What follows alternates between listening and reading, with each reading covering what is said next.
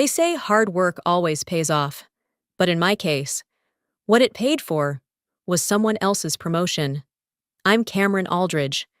I've been at Lockridge Digital for nearly a decade. 9 years of early mornings, late nights, and weekends no one asked me to give. I built things that weren't in the job description, and I never once asked for applause. But when the announcement came, the one we were all expecting, my name wasn't the one they said. It was hers, the boss's daughter. But let me take you back, just a bit. Before that morning changed everything, it started with a file folder, thin, cream-colored, slid discreetly across my desk by someone in HR I'd mentored years ago. "You should start putting together your VP application," she whispered with a warm smile. "Everyone's saying it's your time." I didn't let it show, but I felt something spark in me. It wasn't pride exactly. It was recognition. After nearly a decade of fighting for every inch of progress, someone finally said it out loud. I belonged at the table. And in many ways, I had already earned my seat. In year 3, I brought in the Morvantech deal, $12 million in long-term licensing. That single contract kept us afloat through 2 bad quarters. I wrote the onboarding system still used by every department, trained dozens of new hires, and consulted with product leads on launches that made headlines. I wasn't flashy. I didn't take credit in meetings or slap my name on slide decks. I just did the work. All of it. Because I believed that, eventually, someone would notice. Apparently, someone did, but not in the way I expected. Later that week, during a coffee break, my closest colleague leaned in, lowering her voice like it carried weight. "I heard from Daniel in strategy. The CEO's been grooming Mallory to step in, like, quietly. She's been shadowing him in meetings." I blinked. "Mallory?" I repeated, trying to keep my tone neutral. She nodded. "I know. I thought it was a joke at first, too." Mallory Lockridge, the one who once asked what a KPI was in a performance review, the one who left meetings early and took 3-week vacations in the middle of launches. That Mallory. I gave a polite smile, said nothing, but something inside me shifted. Not anger, not yet. Just a sense that the game I thought I was playing might have had different rules all along, and I had just started reading the wrong handbook.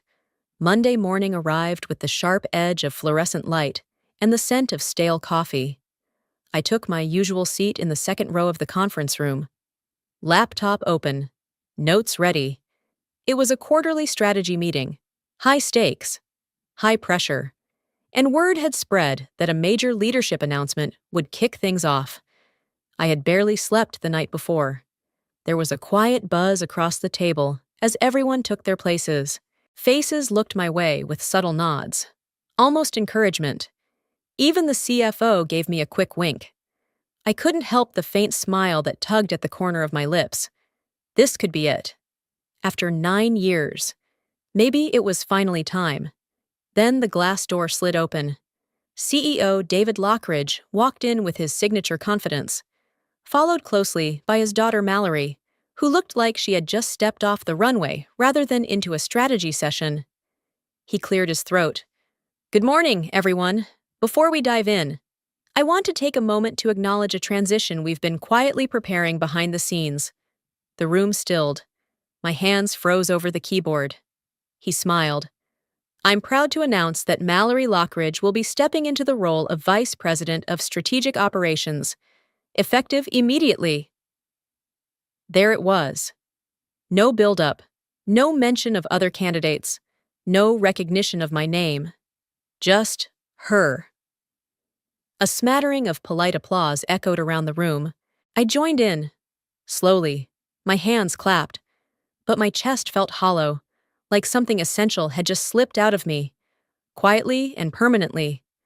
Mallory beamed like a debutante. "Thank you, Dad. Thank you, David," she said with a breathy laugh. "I'm so excited to carry the torch and help lead us through this exciting chapter." I kept my face neutral, not cold, Not shocked, just controlled. But inside, I was unraveling. This was the seat I'd built. The strategy she would now oversee was one I had drafted, refined, and stress-tested over months of data and revisions. I had met with every department lead, translated technical specs into clear deliverables, and built contingency plans for every possible snag.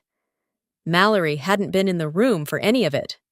"Before we get into the numbers," she chirped, opening her sleek gray folder, "I'd love to walk everyone through the strategic roadmap I've put together for Q3. She clicked the remote. The screen behind her lit up. I stared. It was mine. My deck. My words.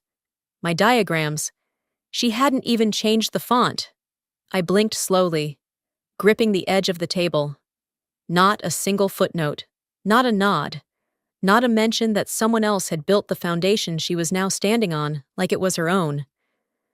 Everyone watched attentively as she rattled off the exact metrics I had written in my notes just last week. I had sent them to David on Friday, clearly. He had passed them straight to her. I kept my posture straight, kept my mouth shut. But I wasn't okay. I wasn't angry, not yet. I was stunned. Like someone had taken a piece of my body and claimed it wasn't mine. My eyes met the CFO's across the table. He didn't smile this time. He looked sorry after the meeting. No one said anything.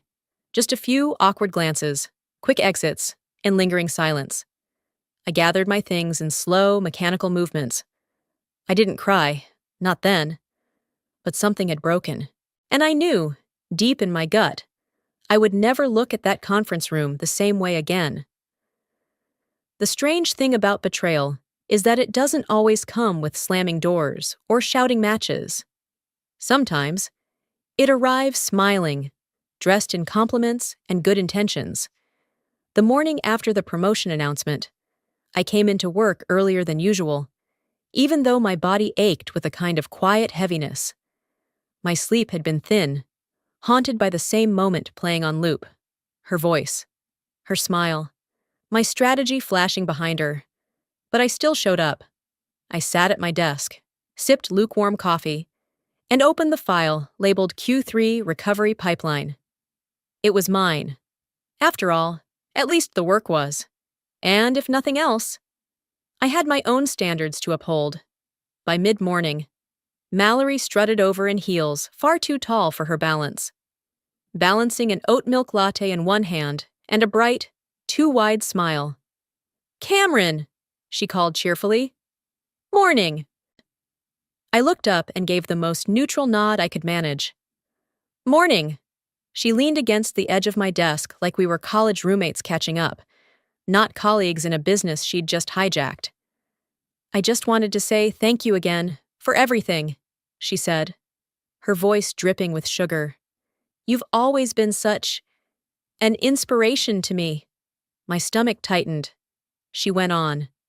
"Seriously, everyone looks up to you here. I don't know how you keep so many moving parts together. It's honestly amazing." I said nothing, just blinked, slowly. "Oh, and the slide deck you sent Dad?" she added with a quick laugh. "Flawless. It made things so much easier yesterday. I hope you didn't mind that I reused it.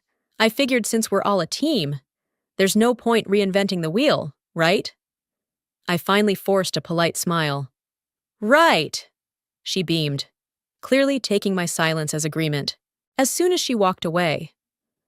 I opened a new document on my personal laptop, nothing related to company files, just something for me. I titled it, Things They Didn't See. I started writing. It wasn't a journal. It wasn't revenge. It was just fact-keeping, documentation of the quiet erasures I was now witnessing in real time. I listed dates, project names, files. I included screenshots I had forwarded to my personal email, notes from late meetings, drafts, timelines. It wasn't for legal action, not yet, but it made me feel less invisible. Around noon, I got an internal message from Mallory, titled, "Quick favor?" I opened it. Hey Cameron, since I'll be stepping into the VP role full time now, David suggested it might be helpful if we do a little mini boot camp together, just for the next 2 weeks. You could walk me through the core workflows, vendor relationships, that sort of thing. Like a smooth handoff? Would that be okay? I stared at the screen for a long moment. My jaw tensed. My fingers hovered over the keyboard, unsure whether to laugh or scream. She wanted me to train her, after taking the title, after taking my work, now. She needed the instruction manual for a seat she never earned, and she expected me to be the one to give it to her. With a smile. I didn't reply right away. Instead, I stood up, walked to the break room, poured another coffee with shaking hands. My reflection in the microwave door looked eerily calm, but I could feel the anger pulsing beneath the surface like a second heartbeat. They didn't see it. They never did. By the time I sat back down, I had typed just 2 words. Noted, available. Because sometimes, the most dangerous thing you can do is say yes, while keeping every receipt. Some women break down in the face of betrayal. Others pick up the blueprint. By Thursday evening, after 3 days of walking through meetings like a ghost in my own job, I knew I had to stop waiting for someone to make things right. Mallory had been fluttering from one department to the next, like she was on a guided tour of a kingdom she hadn't built. I had been patient. I had been professional. I had even smiled. But deep beneath the surface, something had clicked into place. Not rage, not revenge, just decision. That night, I opened the slim, locked drawer of the filing cabinet in my home office. The key was still taped beneath my desk lamp, untouched for over a year. I pulled out a black folder, labeled simply Confidential, Strategic Advisory, Aldridge. I flipped it open and felt the weight of everything I had forgotten I owned. 2 years earlier, in the chaos of Lockridge's post-pandemic reorganization, a group of private equity partners quietly approached me through a third-party consultant. They had watched my work from afar, read the quarterly reports I helped rewrite, traced the rise in profit margins after my system rollouts. They didn't want publicity. What they wanted was structure. I was tired. I was underpaid. But I was ready. So I agreed to consult on the development of a scalable strategic framework for internal innovation, something Lockridge could license long-term without even knowing where it truly came from. I formed a single-member LLC, registered under an anonymous trust, and funneled the system through their back-end platform. The result? The very framework Mallory now thought she was leading, the $86 million AI integration roadmap, mine. Every flowchart, every metric, every training module. Lockridge didn't own it. They licensed it, and the license had a clause. I remembered drafting it with quiet precision on a late November night. I turned to the page now, clause 9, 4, and read it aloud under my breath. The words almost vibrating in the stillness of my apartment. In the event that consultant Cameron Aldridge exits Lockridge Digital of her own volition and without contractual breach, all rights to Framework X shall revert to the original IP holder, rendering any internal licensing null and void effective immediately. I exhaled slowly. That meant, if I left the company in good standing, no drama, no legal entanglement, the system would no longer belong to them.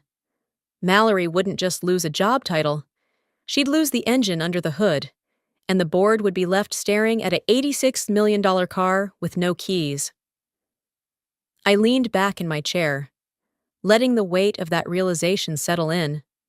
No need for fights, no need for raised voices or long-winded explanations, just a quiet exit and a transfer of control. People thought I was just the strategist.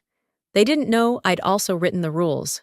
That weekend, I reviewed the original emails confirming the partnership, reread the notarized documents, and double-checked the digital trail linking the framework to my LLC. I wasn't being paranoid. I was being methodical. I hadn't worked this hard just to watch my ideas get paraded around by someone who couldn't even define them by Sunday night. I had already drafted the first version of my resignation letter. It was professional, crisp, clean. But it ended with a sentence I knew would one day be remembered. The line wasn't bolded. It wasn't even in the same font. It was small, 10-point, almost like a whisper.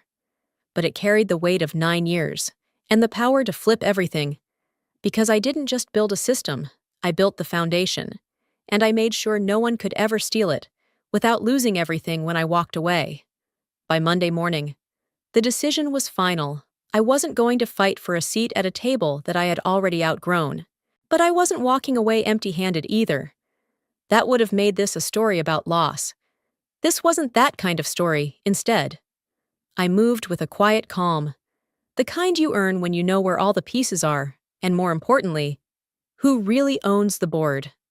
I sat at my dining table with a fresh cup of black coffee and my personal laptop open in front of me. The city buzzed outside my window, unaware that somewhere on the 18th floor of Lockridge Digital, a billion-dollar blueprint sat on the brink of slipping through their fingers. I pulled up the state business registry and typed in the name, Aldridge Strategy Group, LLC, filed 18 months ago, still active. Registered to a holding address in Delaware through a legal trust. Completely discreet, deliberately quiet. It was a company I built not for attention, but for protection. I had spent years inside a system that treated ideas like free labor and vision like loyalty. I knew better than to leave something as powerful as intellectual property in the hands of anyone who called nepotism a succession plan.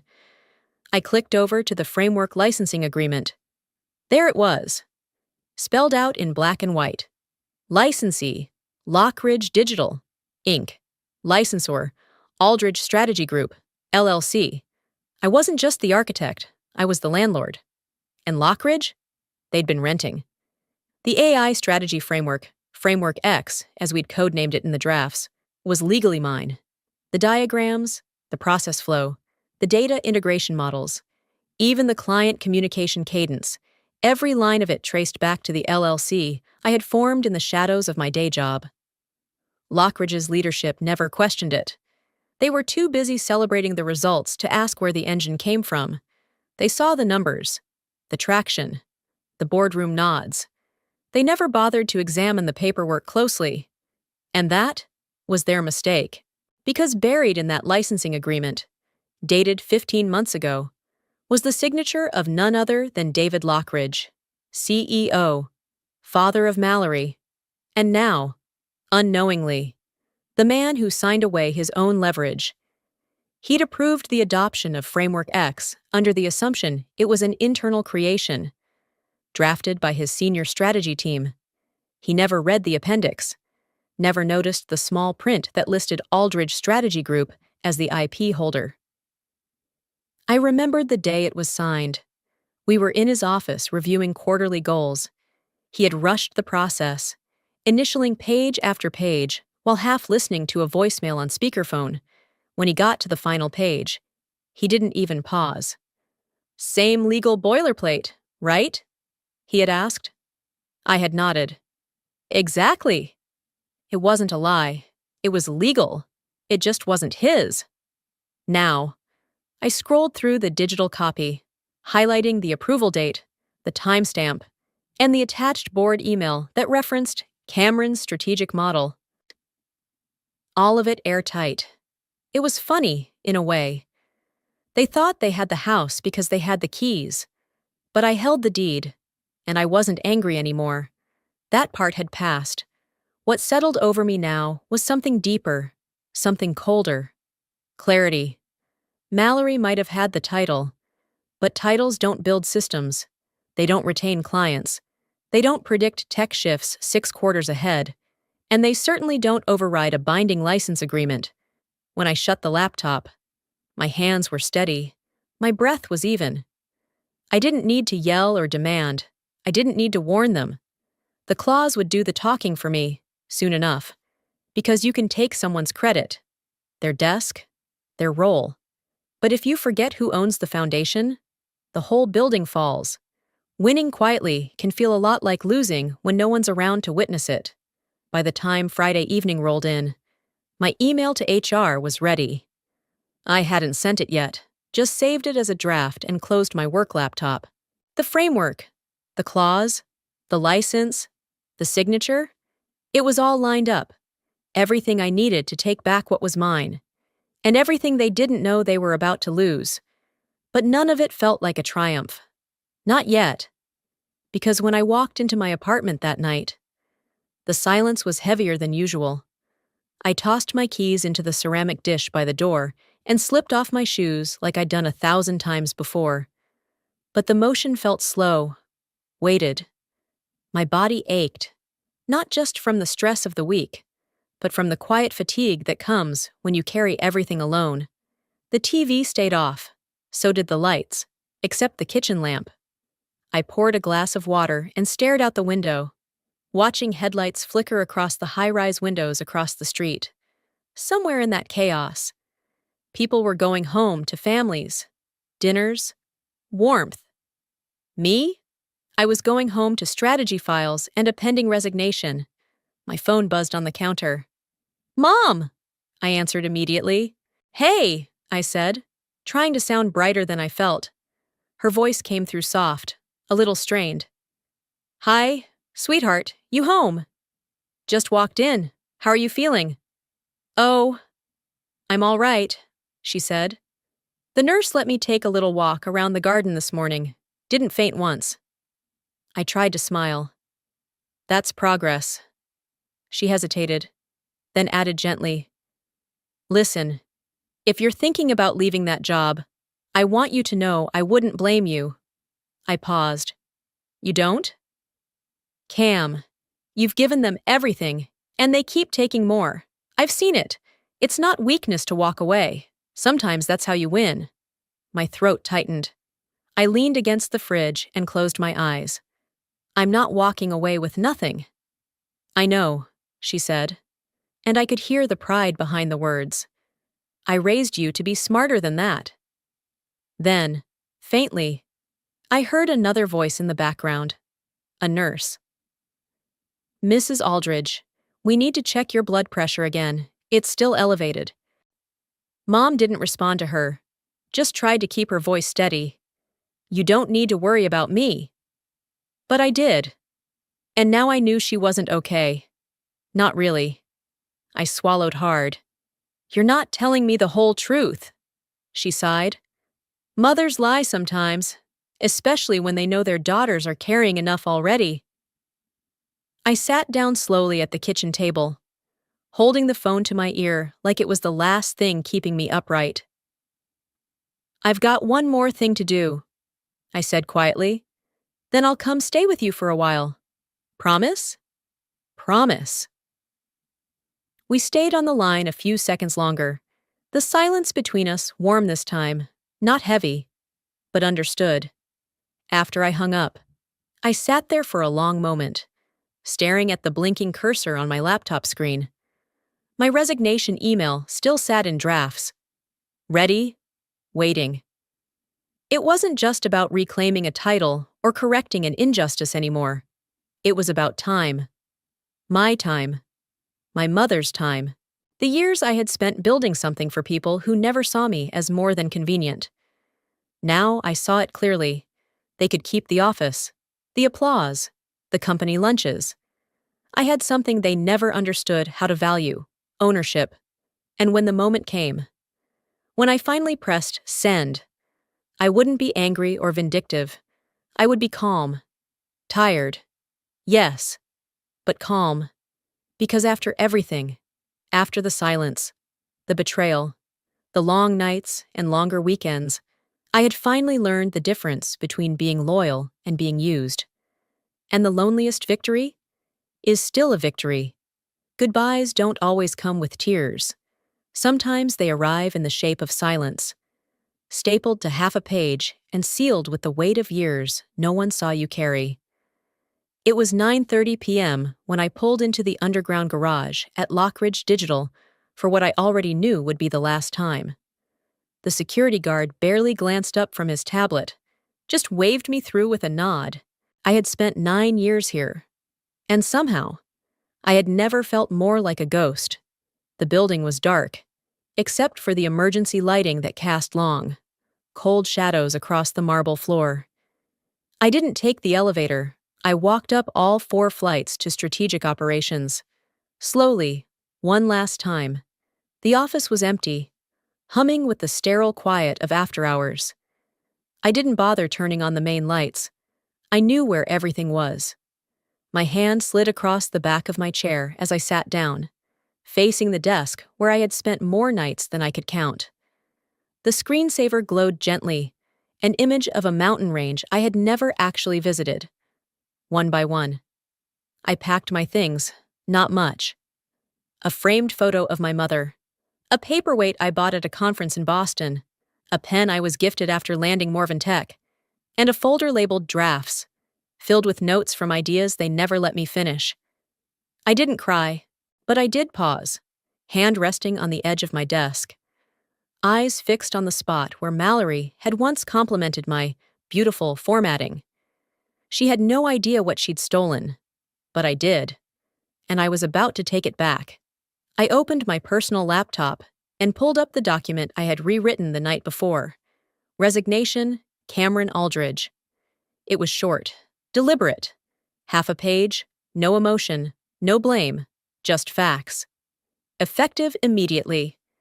I am resigning from my role at Lockridge Digital in good standing and with gratitude for the opportunities afforded to me during my 9 years of service.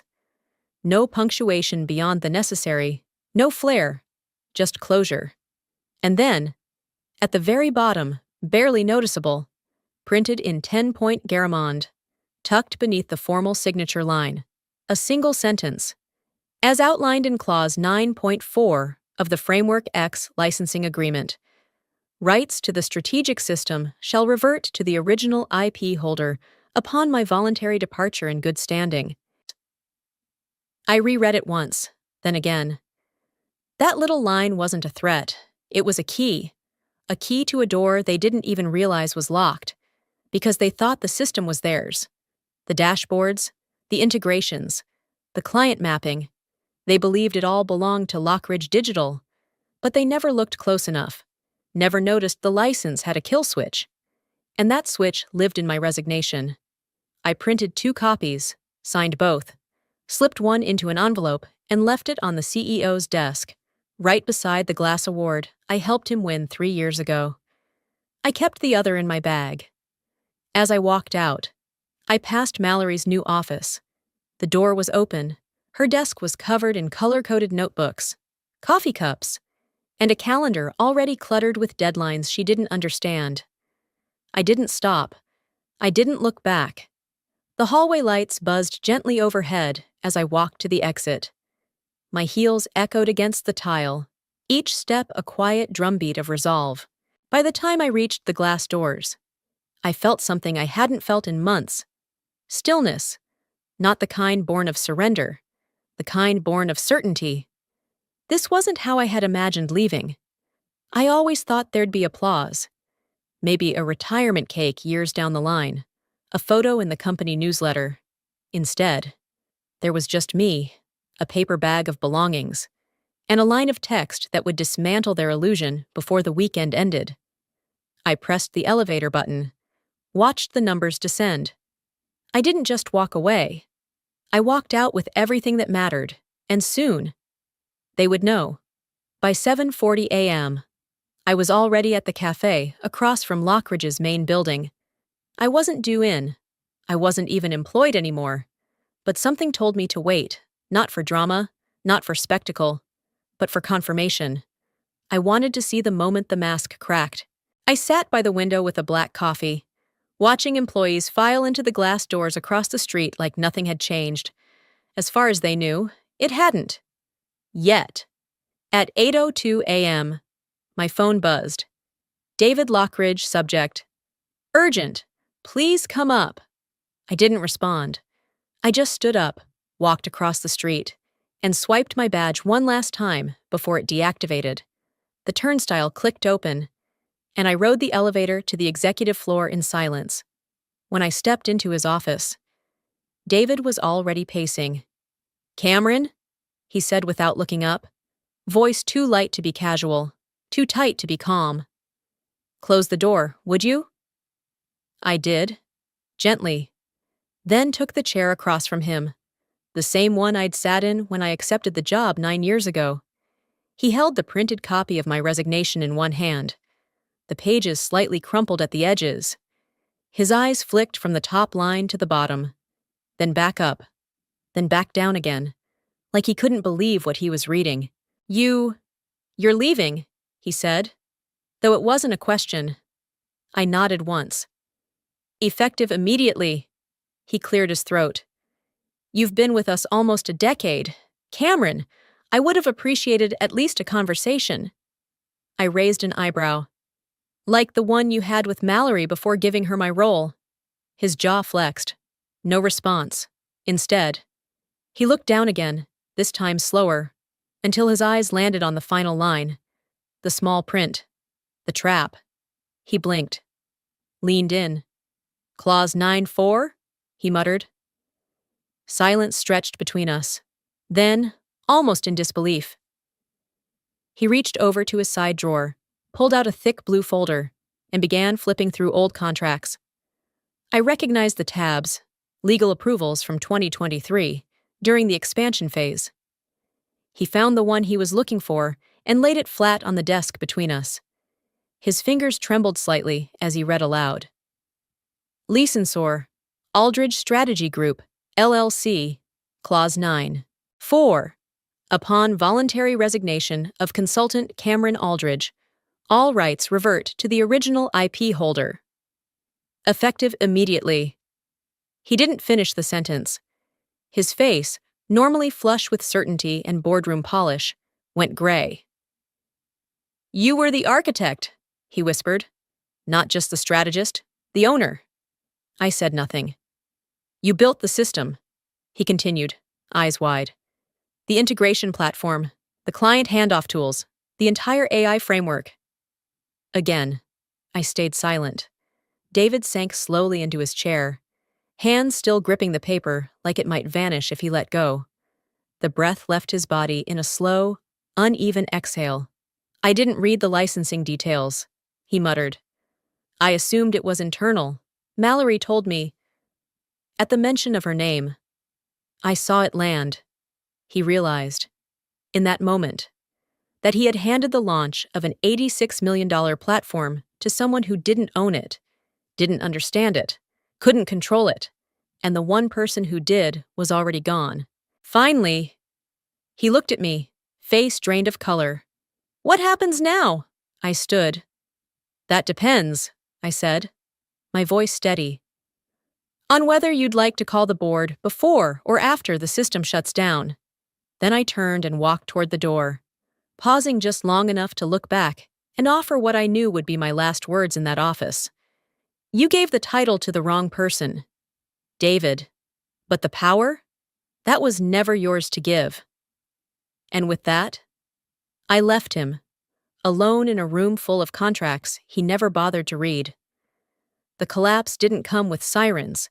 It came with silence, long, aching pauses in meetings, confused glances at dead dashboards, and error messages blinking like static behind every screen. It started at 9:15 a.m. Just a day after I walked out.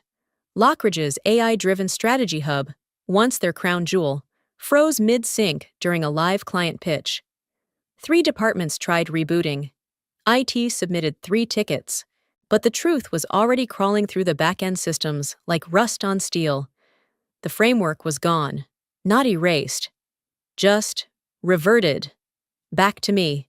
By 11:30 a.m., Mallory was ushered into a glass-walled meeting room, surrounded by engineers and advisors, all talking too quickly for her to follow. I wasn't there. Of course. But word spread fast through people I'd once trained, people still loyal enough to forward me the internal emails, the screenshots, the looks exchanged behind closed doors. Failing API handshake with Aldridge Strategy license. Access revoked from core modules. Who authorized the transition?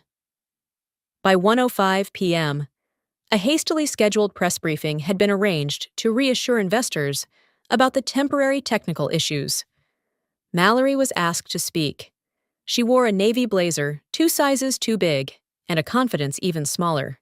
With 3 microphones pointed at her, she smiled too wide, blinked too much, and read from a note card written by someone who clearly hadn't told her the full truth. Lockridge remains fully committed to innovation, she began, and our AI rollout continues to operate on a foundation designed in-house by our incredible strategic team. Only it didn't. Midway through her address, a journalist raised their hand. Can you explain what's causing the reported disruptions in your AI dashboard? And why Aldridge Strategy LLC is now listed as the framework's sole owner in the licensing registry? Mallory froze. Literally. She looked off stage. Someone signaled her to keep going. She blinked again, shuffled her notes, then stammered.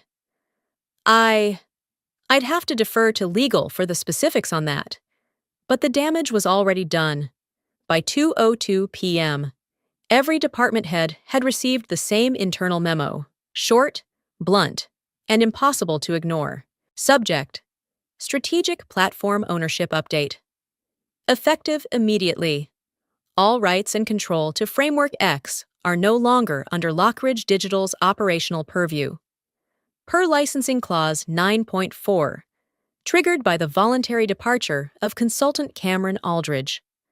All IP has reverted to Aldridge Strategy LLC. All integrations, systems, and roadmap dependencies are currently suspended pending renegotiation or acquisition terms. The subject line alone was enough to send ripples through every floor of the building.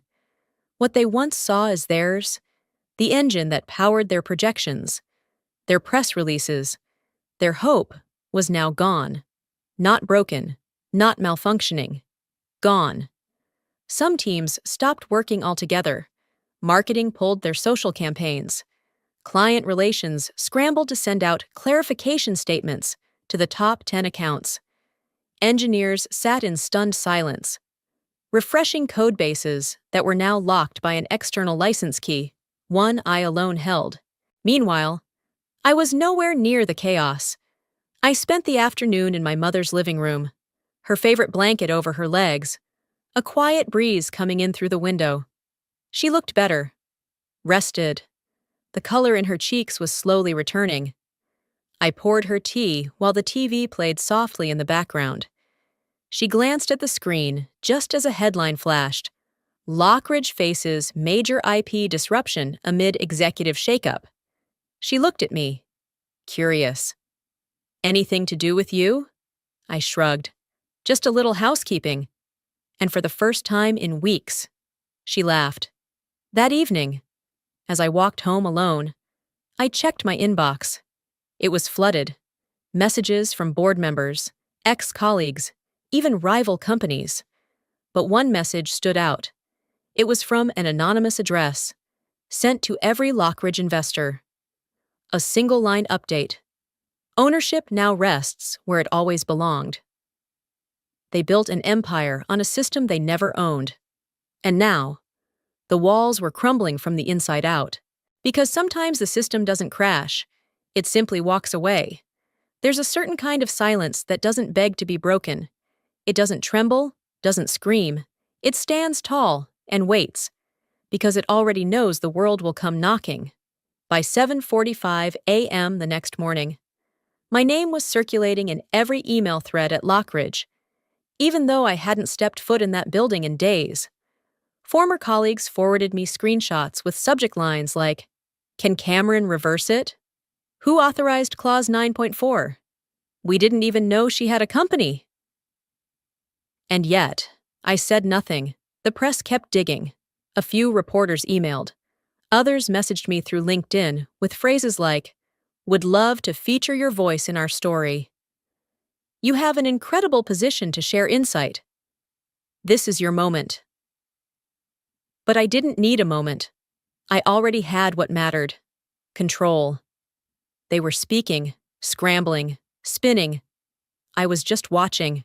That morning, I made myself coffee in the quiet kitchen of my apartment. My mother had gone back to her place the night before. Stable, finally sleeping well. The doctor said she was responding better to medication now. I believed him. She looked lighter. I sat on my worn leather chair, opened my laptop, and logged into LinkedIn, not to post a victory speech or throw blame. Just one sentence, measured, precise. When people hand you a ladder, don't let them climb over you. No hashtags, no emojis, no follow-up. It was liked over 6,400 times in 3 hours. Comments poured in, many from strangers, executives, consultants, women in tech, even former Lockridge employees hiding behind initials and vague bios.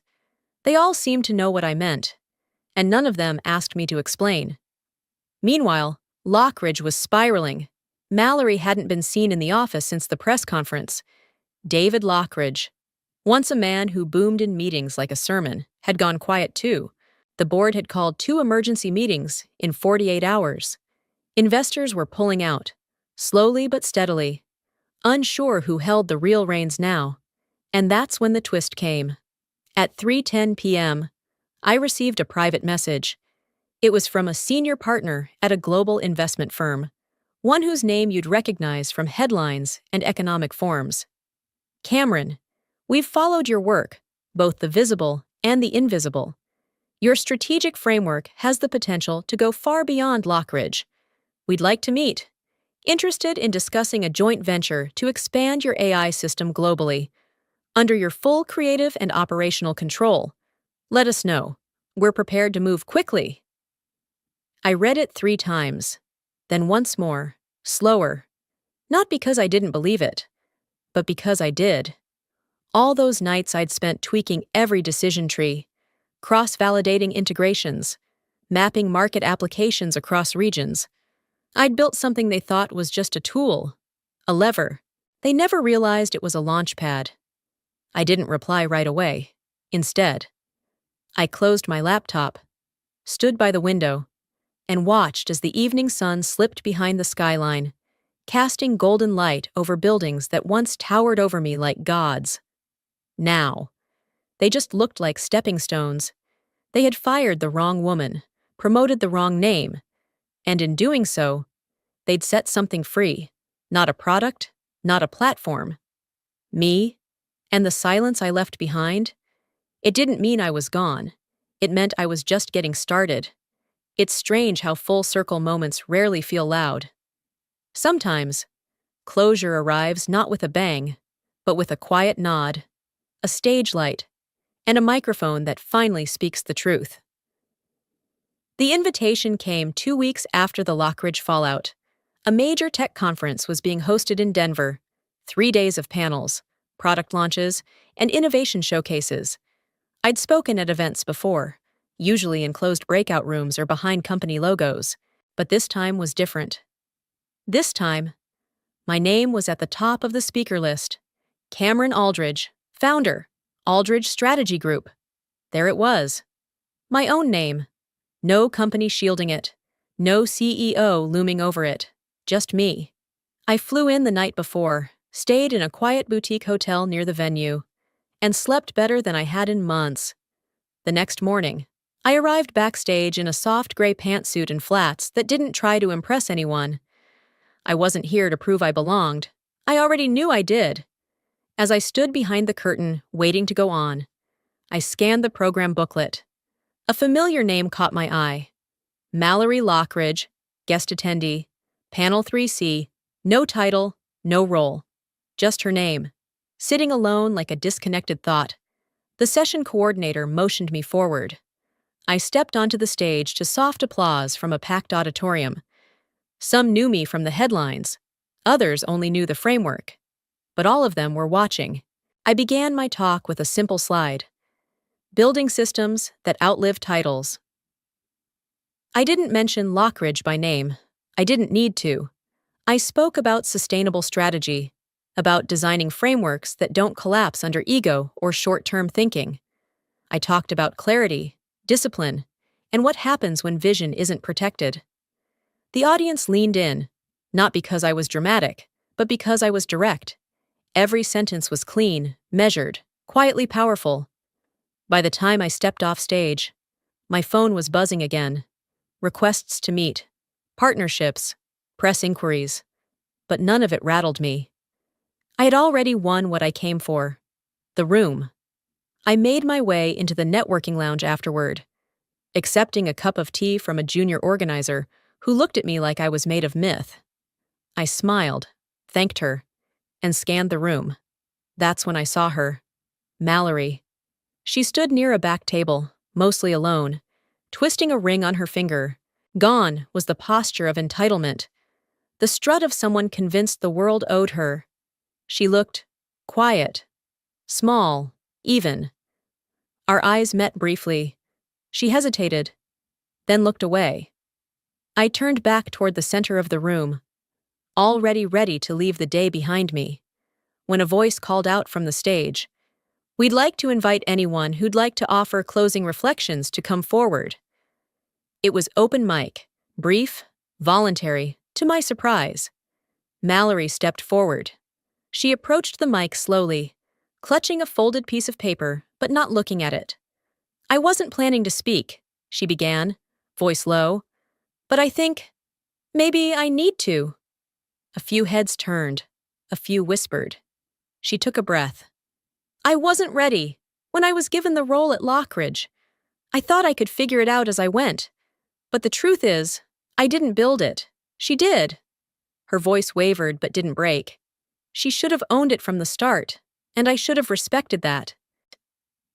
Then she stepped back. No fanfare, no defense, just truth. I didn't clap, not out of spite, but because the moment didn't need noise. It had enough gravity on its own. I finished my tea and stepped out onto the balcony. The city buzzed below, and for the first time in a long time, it didn't feel like it was rushing past me. It felt like it had made room.